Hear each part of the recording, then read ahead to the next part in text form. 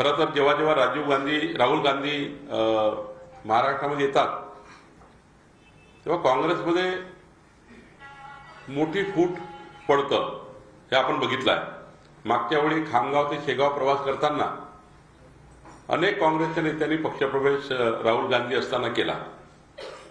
राहुल गांधी जेव्हा शेगावला होते तेव्हा मोठ्या प्रमाणावर काँग्रेसचे लोक भाजपमध्ये आले आणि आजही राहुल गांधी जेव्हा महाराष्ट्रात आहे, उद्यापासून बघा ते शिवाजी पार्कपर्यंत येताना, राहुल गांधी शिवाजी पार्कपर्यंत येताना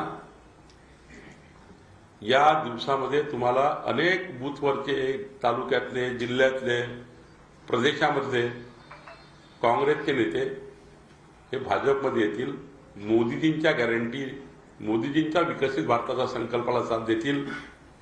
कारण राहुल गांधी हे नेहमी महाराष्ट्रात आल्यावर दोन घटना नक्की करतात।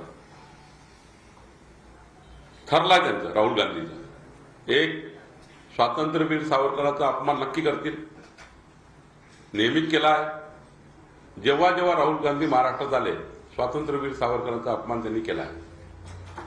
आणि दुसरं सातत्याने ओबीसी समाजाचा अपमान करणे, सातत्याने ओबीसी समाजाचा अपमान करणे, ज्या ज्या ठिकाणी जातात त्या ठिकाणी ओबीसी समाजाचा अपमान करतात आणि त्यामुळे मोठ्या प्रमाणावर अस्वस्थता निर्माण झाली।